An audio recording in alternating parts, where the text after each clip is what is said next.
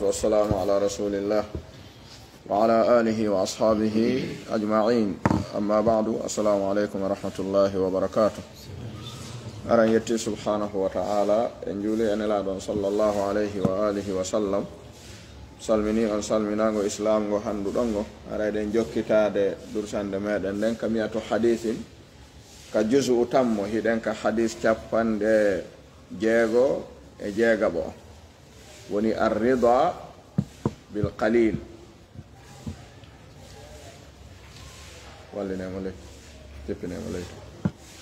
arrida bil qalil woni yondinorgol seeɗani e gurdam mum ɗan e ko jomumen arkisata ɗum ko. Si tawi neɗɗo heɓali yondinorgol ko fanɗi o heɓata ko yonimo e gurdam makko ɗan. Arrida bil qalil. Hadis capanɗe jeego e jeegabo woni arrida bil qalil. An abi hurairata an rasulillahi sallallahu alayhi wa alihi wa sallam qal idha nadara ahadukum ila man fuddila alayhi fil mal wal khalqi falyanzur ila man huwa asfala minhu. Woni ɗiɗi non kadi fo bimana yer neɗɗo darata wontirɓe ley makko ɓen e nemaji aduna ɗin o wawata yiwde ko jogi kon o yetta ɗum ɗon fanɗanaymo tu. Yer on darata wontiranɓe mo dow ɓen e diina kan e gandal ngal e wakkilare nden o wakkilatako o mawninay yer ko woni wadde kon tun kadi. Ɗiɗo ɗiɗi wana ya ndaru aks ka nema ka cellal ka jawdi ka fo ndaru ɓe wontiranɗa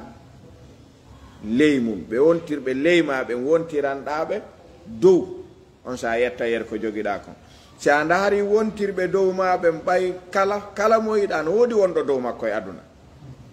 yerɗa ndarude wonɗo dow on a wata yettude yer ko jogiɗa ko. Ka gandal ka diina kadi fo golle ɗen fo a ndaari wonɗo ley a gollata ko ya ndaaru wonɗo dow etoɗa feƴƴitagol mo na hewtagol mo. Hewtagol neɗɗo e diina ko lo'ere ka fandunde.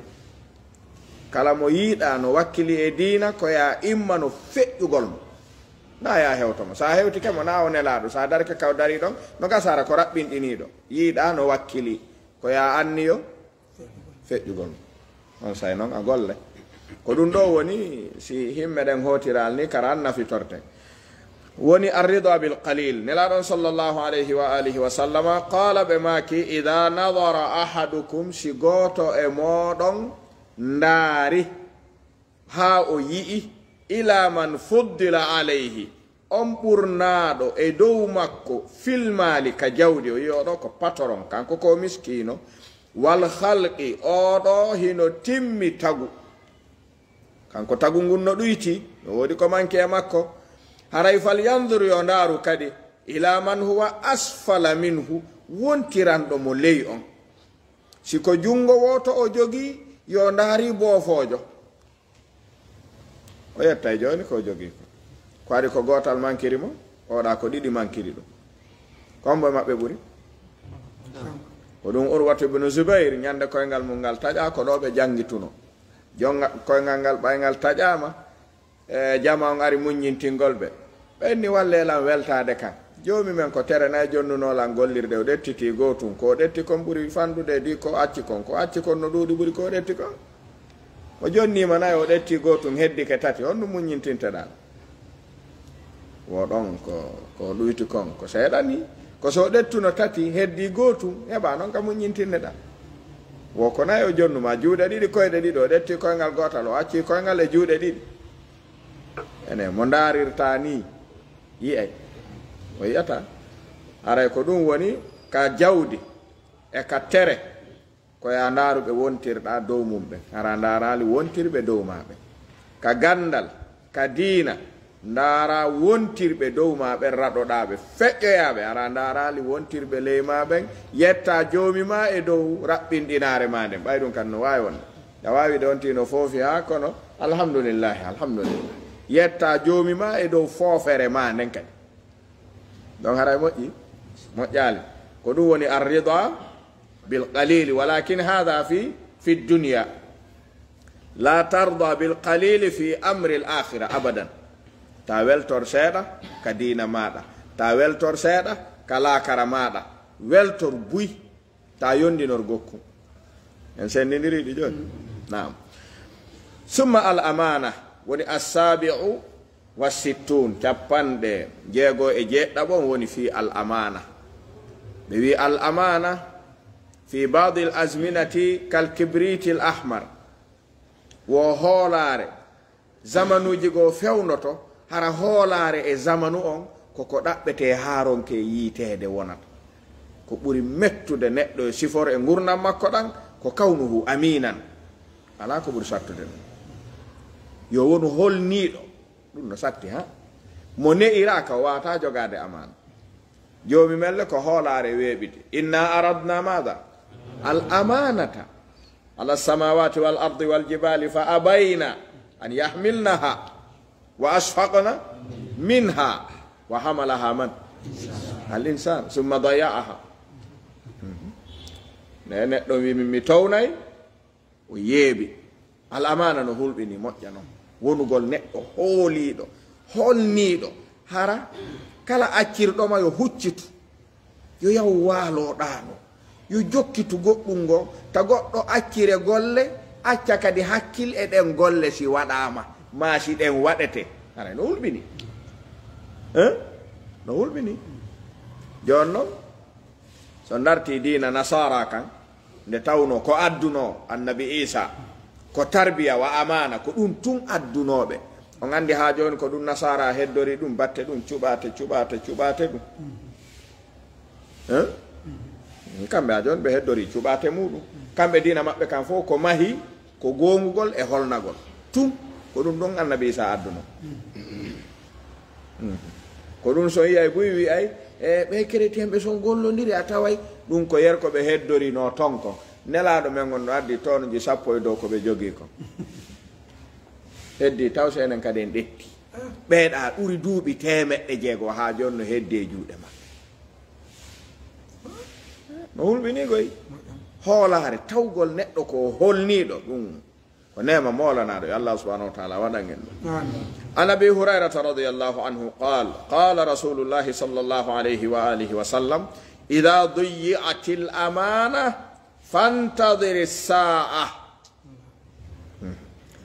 qala kayfa ida'atuha ya rasulallah qala ida usnida al-amru ila gayri ahlihi fantadir as-sa'a. wallah ɗo ko tafsil la badahu tafsil. ɓe maki ida duyi'at l amana si hoolare nden yeebama hakkude yimɓe ɓen haray fantadir as-sa'a haray habbito darngal ngal hewti. si hoolare yeebama ala haray darngal hewti. sahabajo wi kayfa ida'atuha, ko honno nde hoolare yeeborto hakkunde yimɓe ɓen. ɓe maki ida usnida al amru si hunde akkirama ila gayri ahlihi ko wana yimɓe handuɓe mum wawuɓe ɓen, piiji ɗin halfinirama leƴƴi ɗin e giɗe ɗen e darajaji ɗin e sabuji ɗin hara neɗɗon jonnatake fihi mo wawi o akkirtake fihi mo handi ko ɗaɓɓirte ko ɓay ko mo amen. ara adna on boni en yeggitali ahlul yamama ɓe wowluno konngol. allahu akbar. ɓe wi nashhadu anna musailamata kadhab wa nashhadu anna muhammadan sadiqun walakin kadhabul yamama ahabbu ilayna min sadiqi mudar. ha hande hoolare bonnaka waɗo womeɗen felliti musailama ko fenowo ko siɗɗo amen no kono ko fenowo na gonga makko ko wi kon ko annabi. meɗen felliti muhammadu mo mudar woni makka ko gonguɗo wolata fenade kono fenowo amen siɗɗo amen on no ɓurani men gongowo ɓeya on. ɓay oɗo ɓay tun ko siɗɗo amen haysi ko fenowo acciremo jonnemo kanko, hayso bonnay jonnemo kanko. no wontirta wo ɓay ko siɗɗo men jonnemo. on ɗo tuɗen o jahiliya ɗo asabiya jahiliya hadihi kayf kono neɗɗo accirte ko gaynata o halfine o gaynata balnelaɗon alayhi salatu wassalam ɓe maki e riwaya goo ida takallamat ruwaybidatu fi amri l amma fantadiri saa simo anda accirama fi fof dargal hewti mo wawa accirama fi fof dargal hewti ene hiɗen humpa enen wawɗo e golle men ɗe ɗen ɗaɓɓa gaynowo ko on ɗum ɗaɓɓeten komo men o siɗɗo men o ɓiɗɗo men o e mo men mo e modi mo men on kon woni ɗum mo men on imo gayna jonne mo ɓay mo gayna o gaynata yo yaw to gaynowo yo arɗe halas ɗum ko jahiliya no ɗum e gollal jonnatake neɗɗo sabu leñol na sabu gorol na sabu enɗa na sabu hunde o jonnatake sina sabu mo gayna kon ɗum naadi yimɓe hande almamiɓe yo windane hutuba masane fiinoyo hutuba julneteɗo julɓe ɓe kon ɗum waɗi ɗum na jonnirgol yimɓe ɓen geppiji ɗin geɓe ɗe si tawno mo janga o memata hutuba waɗanteno yimɓe goɗɗo fiinoyto no hutuba imamu ya fiinoyo hutuba e ley leggal tindine ha wawira kara han haray on hutuba noon ko janggo so ari o falji to goɗɗum ɗo e janggo na aray ko noon o feƴƴinirta kon waɗi o imam o leñongo e gorongo e asabiya on sina ɗum wa almami imam masjid o ko testeteɗo tawi huwa ahluhu o jonne kono o janga kono ɓay fewno ɗo allah honno jonni en jonnemo laawoto hay so wawata kono si fewnti kene kadi wakkiloto fiyon mo wawa yo poto sina ɗum ara en nunɗa idan kala gaynowo ko on jonnete kala mo joɗɗinɗen yeeso ko golle joɗɗinirɗen mo na kanko faalaɗen ɗon ka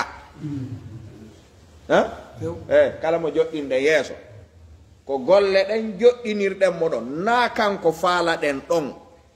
so golli golle ɗen kaw iwri kaw jeeya o yo won ɗon o golla ɗe o gollata golle ɗen yo immo ɗon kesi oui kono gandi ko simɓe sunna naati e ɗi jiwngoji yurma si tawi ko ɓe annda ɓen tun gara e satta kono si tawi neɗɗo mo an jannguɗo ha wiyano janngi jiwndani leñol e gorol ko nelaɗo haaɓi ha gayniri fi mum kara han ñande koye pay koye ɗiɗo piiruno madina kum ansar e kum makka koye piiri ha kuma tawi kum makka kum gayna e kum joni foola e kum joni kum hu'i faabo kum inni yalal muhajirin walli oya yalal ansar wallitela mo makka on waraylan joni andi o noddiɗo dawal jahiliya kuma kadi tawi ɓe aray joni jiwna kankum kadi kum noddi yalal muhajirin alaykum bihim ɓe waraylan joni baggita noon joni mo ɓeno arde inde siɗɗo mum na hay siɗɗo sa aslan leñol mungol ɓayri siɗɗo on ko dina ka woni siɗɗo ɓe arde inde leñol joni noon al ansar wal muhajirun ko inɗe ɗiɗi ɗe joomi men wacci ka qur'an kono ɓayri asabiya dambama e majja nelaɗo ŋiñi few goɗɗo dogi hewti tawoy nelaɗo wi nelaɗo adrikel ummata faaɓe mofte ɗen bone fokkiti ɓe noddidiri ɗo inde leñol e gorol joni ɓe piira e joni nelaɗo ari hino dasa coñci mum ɗi hay ɓe gaynal ɓornade ɓe maki kori jang konnu waɗi ɓe wi ko koye pay koye ɗo piiri koye huuɗi ɗo noon yo jama o faaboɓe oɗa noddiɓe makka ɓe oɗa noddiɓe madina ɓe maki subhanallahi al azim abi da'wal jahiliyati wa ayna bayna adhurikum wa ana bayna adhurikum haymi mayani on nodday ɗo leñol e gorol hakkude moɗon kon julɓe haymi mayani acce ɗum ɓe maki fa innaha muntina ɗum hino ñiddi ɗum no luuɗi julɗo ala haaju e leñol e gorol julɗo ko mari haaju ko julɗo min ayna kana wa min ayi qabilatin kana huwa muslim innamal mu'minuna ikhwa. En yii idan ida duyi'atil amana fantadiri saa kayfa idaa'atuha ya rasulallah ida usnida al amru sifiyake on accirama neɗɗo ila gayri ahlihi hara acciraɗo on na gaynowo ko goɗɗum goo o accira sabu mum naafimo gayna haray fantadiri saa habbito darngal halay hoolare boni e dow leydi heferaɓe watta ɗum ɗon andi heferaɓe gaccirta goɗɗo golle sina ɓay mo gayna ɗe ka ko on ɗum aduna maɓɓe o yehiri leñol ala gorol ala ko gaynowo jannguɗo ha gayni waawiwo ɓe jonnaymo ɓe ndaara si ɓe tañƴinino mo gayna o ari o gaynali kadi ɓe fittay mo heña ɓe ndaara gaynowo ɓe joɗɗina ka kamɓe iɗen yiɗa ɓe gori e leƴƴi e ɗuma ɗum ɓe ala ɗum eyi gaynowo jonne mo gaynta woodira aduna maɓɓe on tardi sen jonniri noon ɗum leñol e gorol e siɗɗo yaaga e rawnugol guri e ɓawlugol guri ɗum ko honde golle ɗen yata sa jonni mo gaynataɗe sa sardi ɗo 505 ha ngal heewi tew dow e ley a jonni ngal mo wawa dogende a wi deburi naɓaɓe kunda deburi doy ɓay koye min hawti nene baba doy jon naɓugal doyta waruɓe tunkalawa ko yiɗanda o naɓata ngal a jonnuno ɗo pay ko wengi kun ɗo seeɗa andi ko no ɗum waɗirte yayno heña kunda kono sa jonniri neɗɗo sabu hara naafimo waawi ɗa faalayo ɗum golle ko ɗum ɗo noon tardinde julɓe ɓe ɓe jonnay mo gaynata ɓen no yahu kadi yaata idan athamin wa sittun 56 woni iqtirabu saa o yi ɗum ɗo sukki e nder deftere nde moƴƴa sukki koye jama on finan ɗum jama on ni woɓɓe aynayi no jiɓi sino dargal aray wandi buyara yeggitay ɗum no woni gollirde noon fondation ji wonaɗi tappede ɗi e golle wonaɗe fokkintinede ɗen woɓɓe ɓen haray dargal e mayde ala e ɓernde mum ala e haqqille fu si memmina goɗɗi ɗi ɓay goɗɗi ɗin memminteɗi ɗin koye duuɓi jeluɗi gasata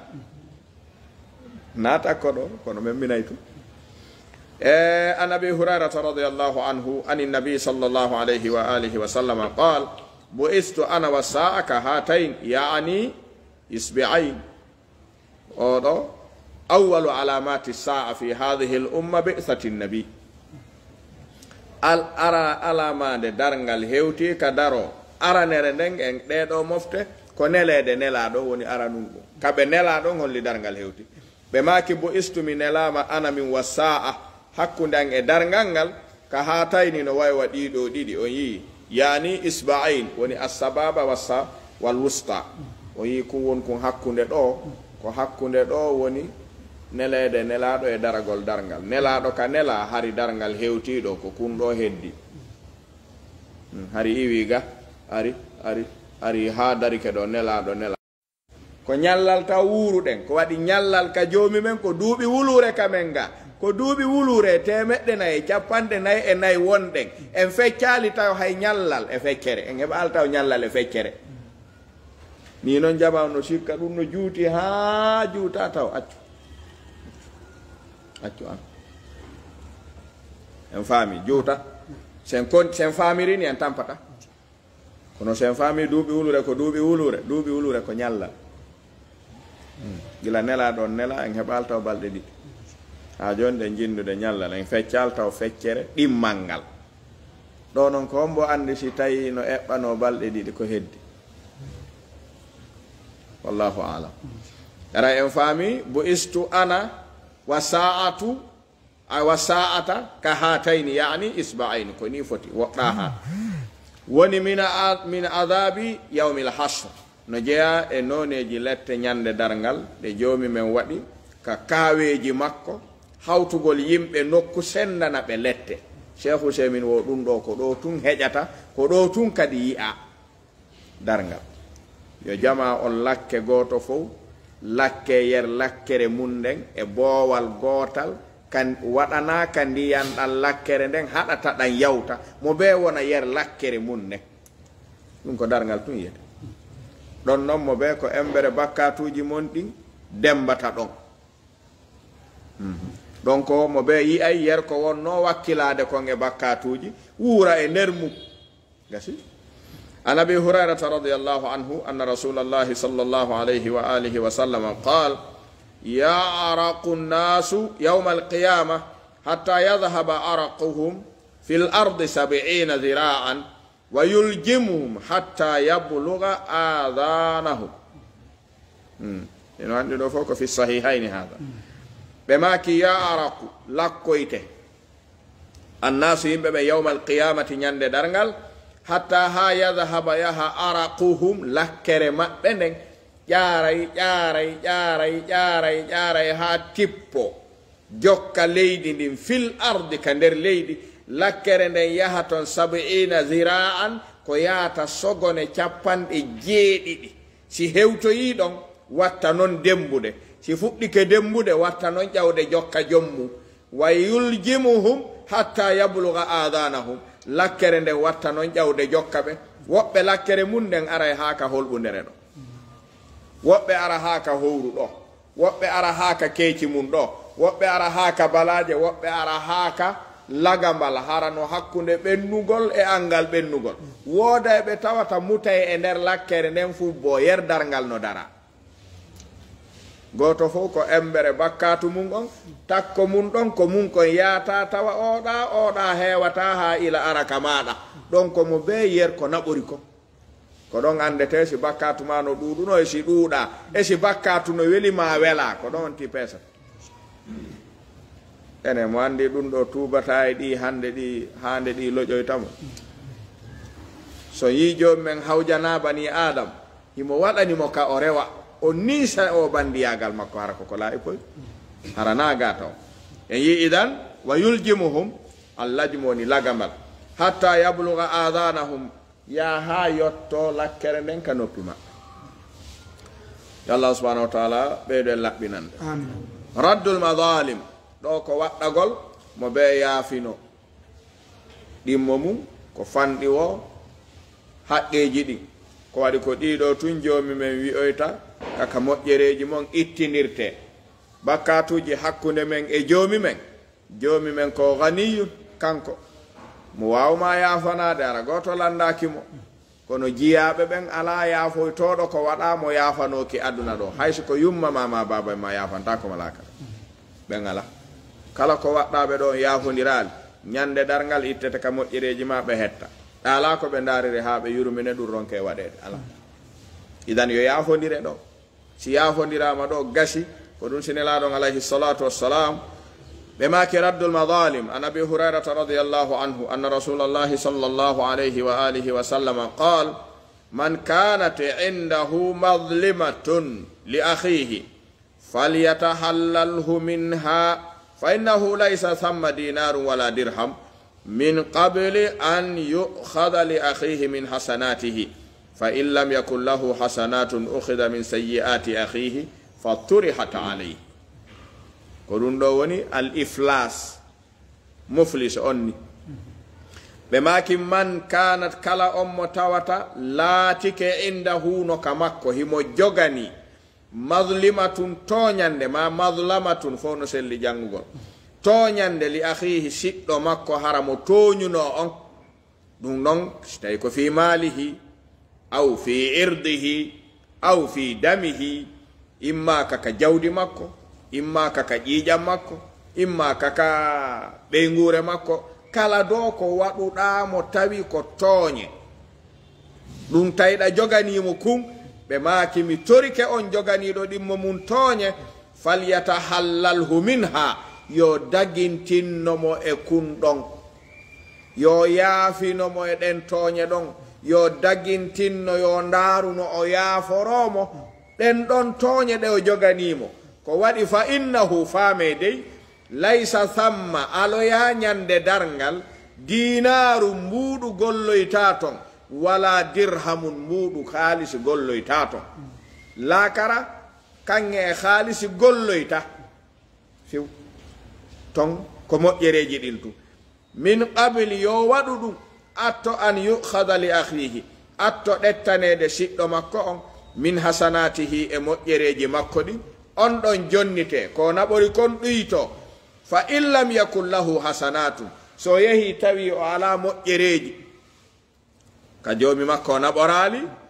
tawi mo jogani goɗɗo haqqe uhida ɗettete min sayyi'ati akhihi bakkatuji siɗɗo makko on ittete e makko ɗuyte fa turihata alayhi ɗi hibbe e dow makko kanko toñunoɗo on o bugade e majji ka nder yiite gasa ene yaafinagol ga ɓura raɓɓiɗude na ko gaɓu eyi ta gooto holluɗo kañum ko gorko e haqqehu goɗɗo ɗum na gorguno ta gooto holluno suusi reedu e toñugol goɗɗo ɗum wona cuucar reedu wona gorguno ko perdinoyay ma laakara ko gorgu ɓay ko so tawi ɗa mari moƴƴere itte o jonne a perdi sa ala moƴƴere no rondede bakkatuji makko ɗin e dow maɗa hawkeɗa yiite ko honto hettiɗa idan joganiɗo neɗɗo wo nelaɗon ɓe yewti ko laaɓi yo dagintinno hande atto laawoto siko jawdi makko ñamuɗa dagintinmo ma jonnitamo sika ka ɓandu makko dagintinmo yaafinoɗamo si tawi kaka ɓeygure makko dagintinmo yaafinoɗamo ɓe wiyay noon e ɗi yaafinteɗi dagintinteɗi fof ko si ɗi rimata bone ɓurɗo mawnude wonɗo yaltede on ɗi dagintinne sina ɗum koye ɗi jonnite hara neɗɗo on andinaka so ko waɗi maslaha on jangitete so tawi neɗɗo ɓayɗen andi yimɓe no waɗay ɗum fil jahiliya ara anda hunde ara wujjay yimɓe wujjay lemunne yimɓe wujjay mango yimɓe wujjay baali yimɓe wujjay be'i yimɓe e wujjay jawle yimɓe sifa ɗum golliday e woɓɓe sorta ɗon jawle ɓen hara anda ya andoya ɗum ko bakkatu hara anda ha embere ko sortayno e mbuuɗi gollideteɓe ɗiɗo fof siɗi jittaka aduna ɗo kaka moƴƴereji ma rewoyte imam ibnul qayyim noon no windi deftere nde ɓenni a tawba e ɓe ɗette cheikh l'islam ibnu taymiyata ɓe maki dirasatul masalih wal mafasid turaa inda raddil huquq ɗum jangitete ɓe wi si a andi neɗɗo mo jogani ɗa on sa wi ɗara mi raɗtoma joni yaha ha min gayna janngo few sa gungi e yow yasa walo e ɗa sa ŋabitiɗo sundulam yaltinte ga anani kono momoɗa na ñalorma ni na jamma fo no waala na ɓawa fana ni ko neɗɗo ŋaɓata sundulla noon imam ibnul qayyim ɓe maki rahimahullah si tawiɗa jogani neɗɗo haqqehu makko ka gurdam makko kun anduɗa o anda sino laaɓanma a wowlanimo o addante fitna mo a townata na ya wowlanmo ko ya daruno hettira gasa ɓay koyo hettu ɗaɓɓa tawi ko ɗammol wujjunoɗa e beyi makko ɗi ñamuɗa ma yeeyoyɗa a andi ɗum no harmi a wata arde wiya aray baba en ko laaɓalngol ɗo reedu tigiri toro on kadi yaafuye miɗo wujjuno on mbeewa ɗo fewndo men woni sukaɓe joni noon mi andi ɗum moƴƴa aray miɗo toro yon yaafolan attomi maydude ɗum ɓe naɗa andina mbeewa an wota majjunoɗo ɓe andi ɗum a ja ko ammuli kula an on he ka serteten ɗon a yewata ko ɗum ara noon no laaɓanma ko wota wujjuɗaɓe ɗo na yawo lamɓe ɗum few ko ya yawjitta ha heɓa coggu mbeewa mban laaɓana ma mbeewa fewndo ɗo wa mban ɗon ko jelu yeeyete ma fewndo wujjunoɗaɓe ko ñelu sooɗa heddoɗa muɗɗin ara hiwroɗaɓe ha moƴƴa andintenaɓe paykun yaagal moɗon koɓe dankino on fewndo paykun yaagal koɓe yurminno on fewndo on wawata on yeggitanaliɓe ɗum hiɗa neldiɓe ɗo coggu sukkar ɗa tori du'a aray ko coggu sukkar men yeggitana on ko woni tun heɓaki ɓuri ɗum ɗo si heɓi ke meɗen handini on ɓuri ɗum babay ɓe waɗante du'a hara ɓe yetti mbewa maɓɓe ma fe ɗon gay ɓe yeggitantama kadi eyyi moƴƴere nde waɗanɗaɓe nde ɓe wi ko ni woni hakkil ko waɗi koyeɓe hettu ɗaɓɓa wona yo bone waɗu ɗi fof noon ko ɗo noon peeseten ɗi foppu ko ni tawiɗa wujjuno goɗɗo e golle andi a yeetike mo sokoyte ecca heɓude hay ka golla ma ɗum ko faway ma kon na ko gaynata yoɓude moɓidira ha anda si timmi jonnitama laawol ngol jonnitirɗa mo ɓayɗon gollodirdar ɗon wowodiri e inde sadaka e moƴƴagol e yurmingol e waɗugol moƴƴere nde o waɗanma o salatako so jaɓi a yoɓima mbuuɗi makko ɗi on gayni o waɗante kadi du'a e hoore o hetti mbuuɗi makko ɗi halas en faami haray nde ɗo toɓɓere tigiri no raɓɓiɗi e ko faalaɗen faamude kon ɗo ko haqqeji ɗin etoɗen ta en naɓorɗi sen naɓori haqqe neɗɗo kaka men wona ittede ko men ko en faami inchallahu taala wassalamu aleykum wa rahmatullahi wa barakatuh Allah sana an ala jannde don non ɗo darsude mon a yaha yaasi ha men jannga anne tawi ɓo simtinata maɗon jangata jeeyono soƴƴiɗo ɗo ɓafanoma